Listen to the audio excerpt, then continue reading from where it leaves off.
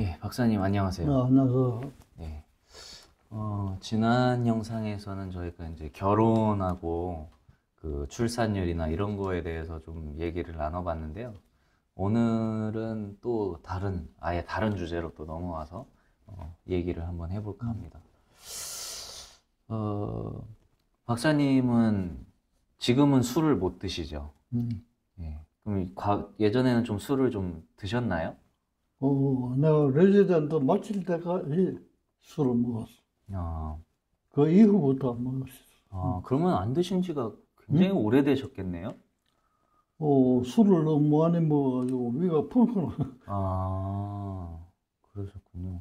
저는 개인적으로 술을 또 굉장히 좋아하는데요.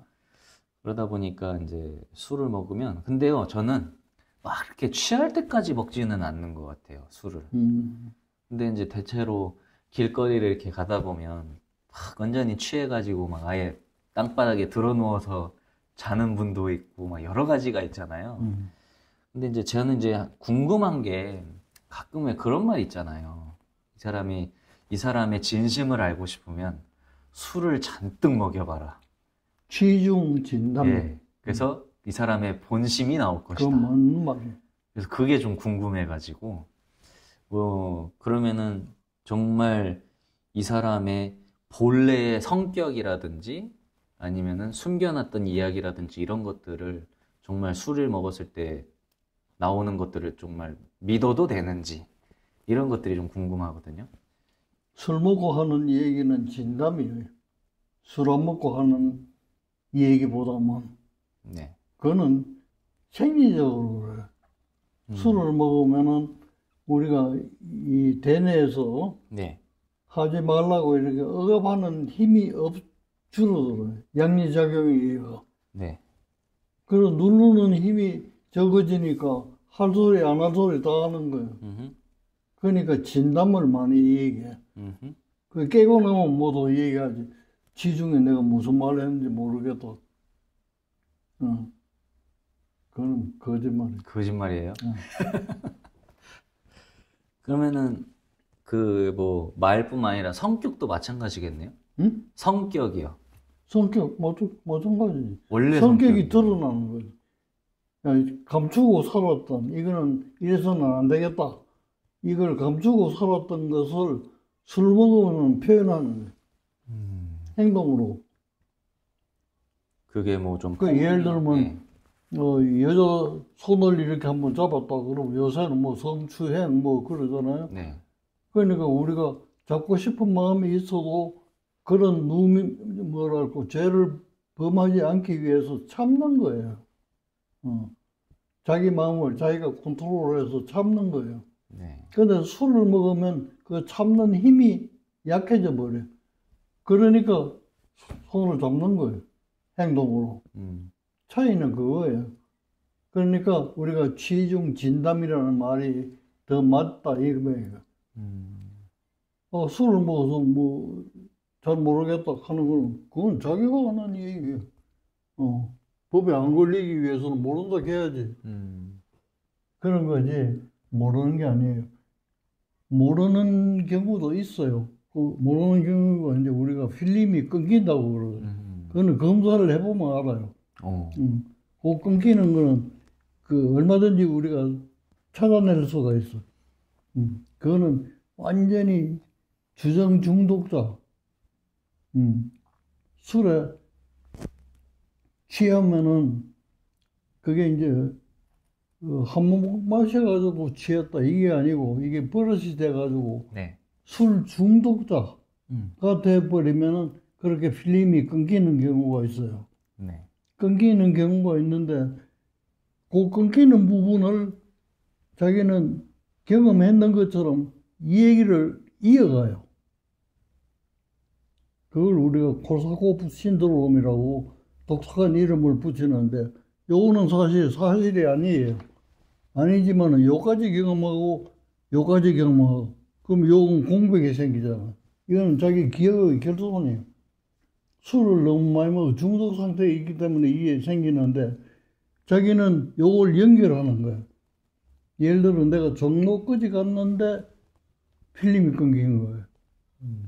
그 다음 깨고 보니까 동대문 운동장에 있어. 그렇다면 종로에서 동대문 운동장까지 자기가 실제로 걸어갔다, 전철을 타고 갔다, 어쩌고, 이렇게 이제 끼워 맞추는 거예요.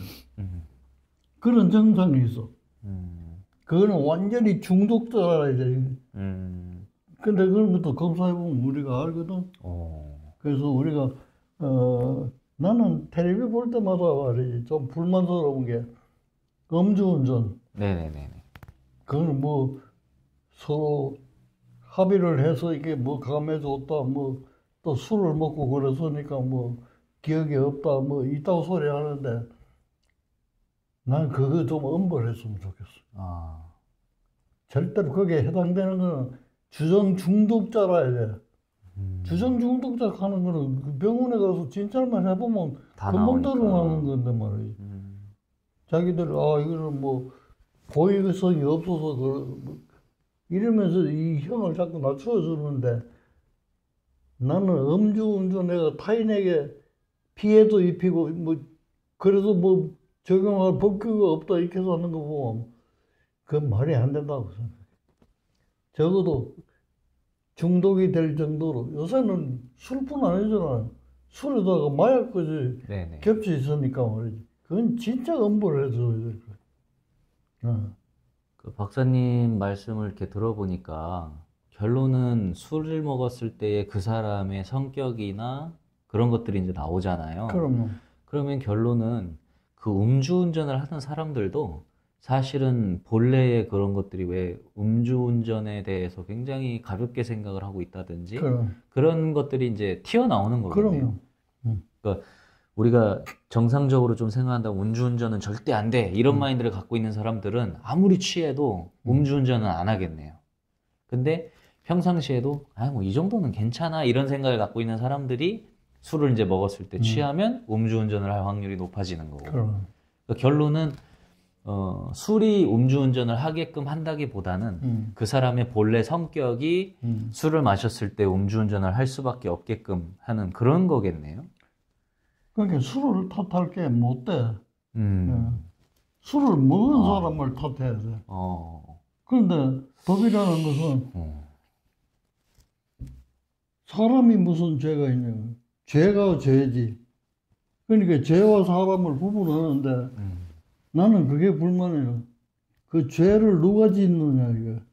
사람이 짓는지. 응? 그러니까 사람과 죄를 구분해서 생각하는 거야. 구분하는 문제가 못 돼요. 그 사람한테서 나온 죄예요. 그런데 이제 이 술 중독자도 보면 말이지, 뭐라고 할까, 참 치료하기 어려워. 치료하기가. 그러니까 술 버릇을 잘 들어야 돼.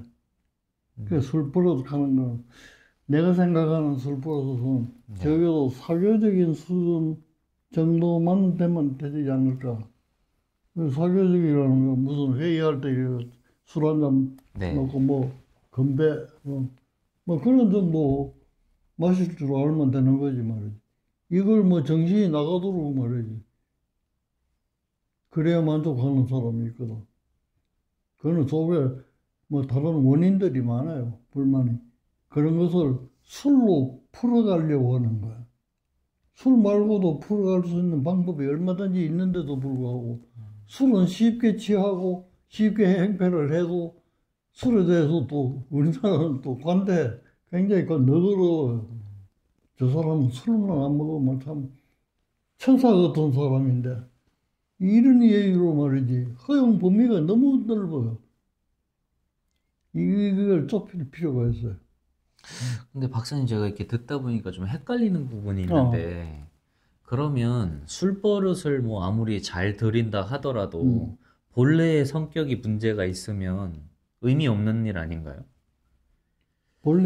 본래의 성격이 뭐 어차피 원래부터 그렇게 사고를 잘 치고 이런 사람이면 술버릇을 술하고 관계없지. 술 먹으면 그게 더 액티베이트 돼가지고 폭발하는 거지.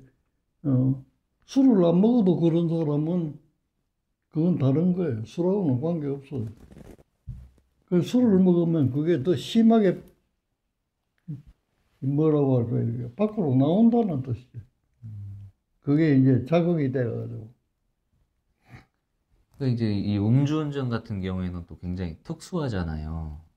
그러니까는 우리가 취하지 않았을 때는 그런 거를 알아채기가 힘들잖아요. 음주운전하는 사람들의 특징이나 이런 것들을.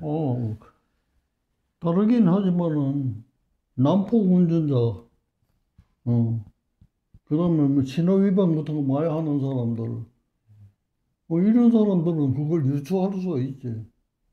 술을 먹으면 그 눈에 보이는 게 있겠어?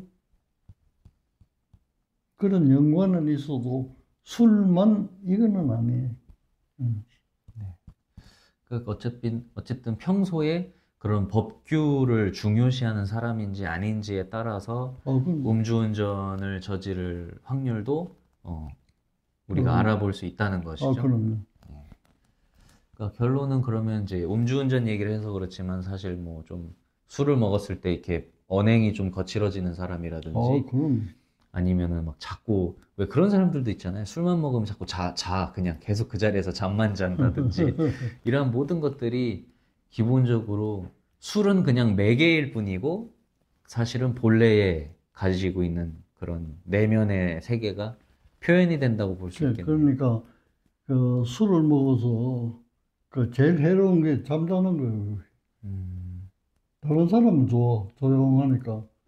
그러면 술 먹고 좋은 방법은 뭐냐면 이게 노닥거리면서 그냥 계속 하루를 많이 하는 게 좋아.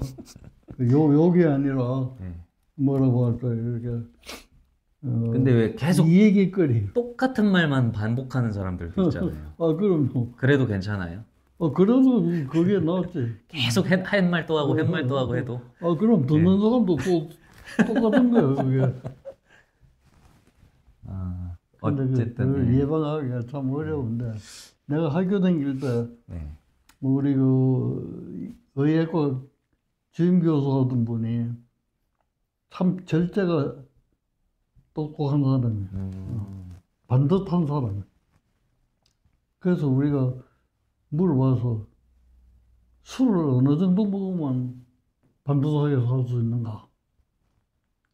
그랬더니 그분도 술을 뭐 많이 자시는 분은 아닌데, 아직도 그 기억에 남는 게, 한 잔만 더 먹었으면 좋겠다는 생각이 들 때 술을 그만 먹어라.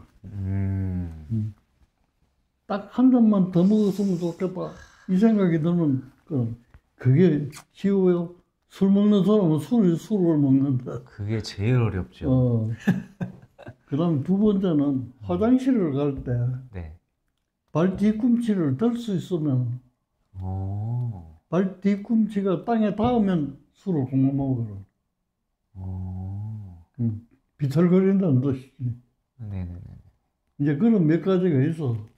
근데 그런 분을 모시고 그 울릉도에 그 무이촌 우리가 진료를 갔어.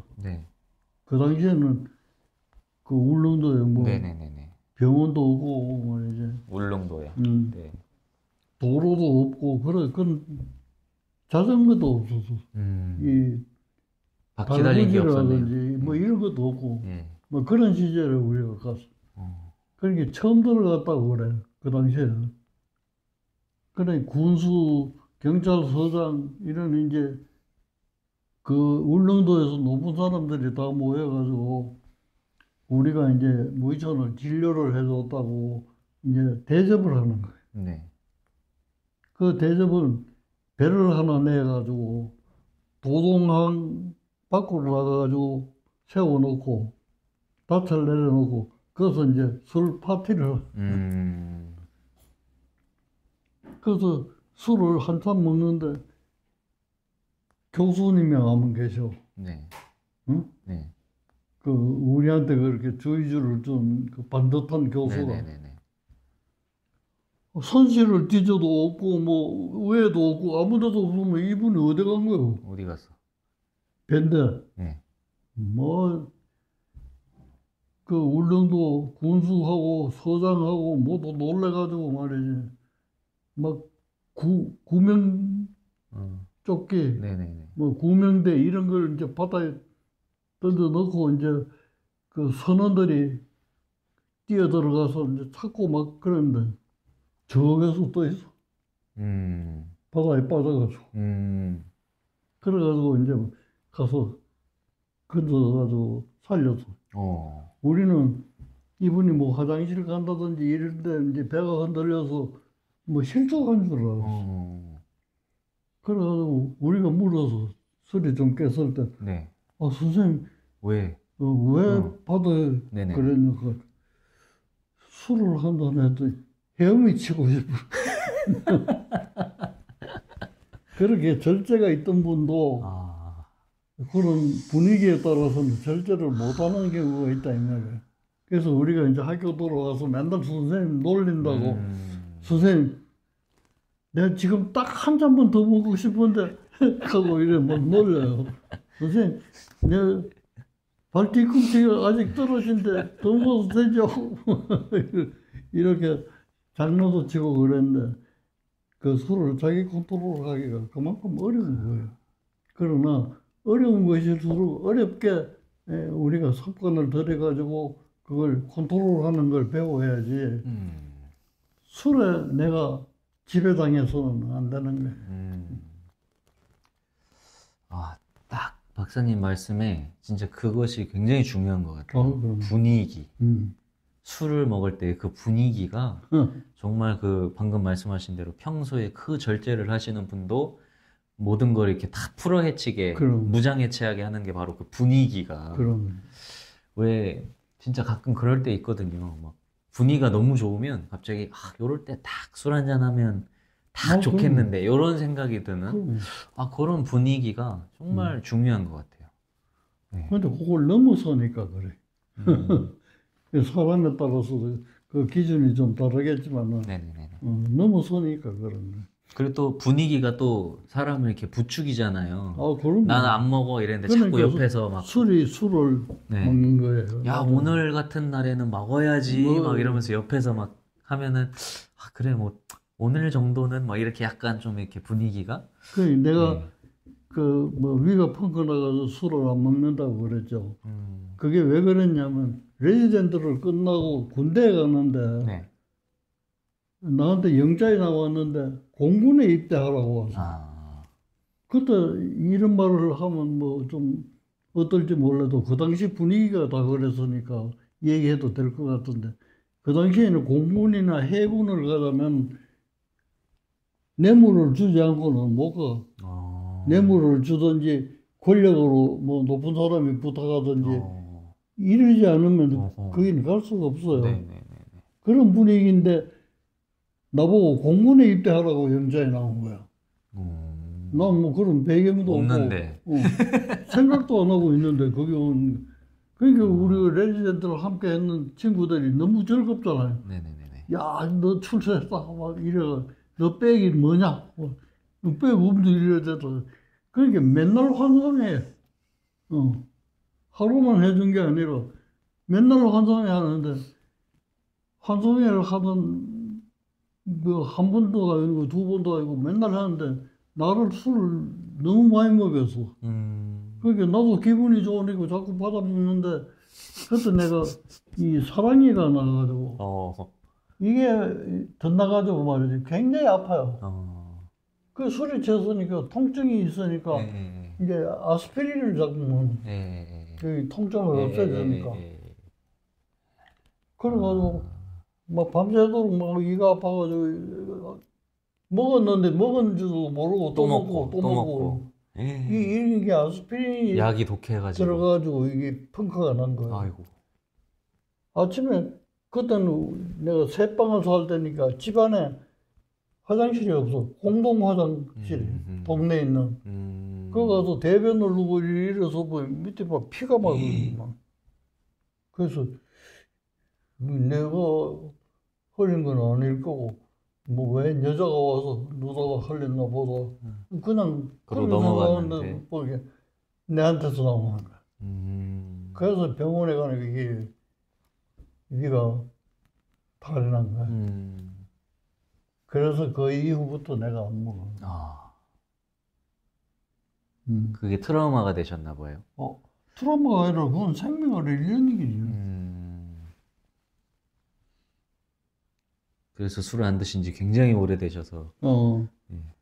그래서 이제 술 안 먹고도 내가 먹어본 경험이 있으니까 술 안 먹고도 술 취한 사람의 기분에 맞출 수가 있어. 네네.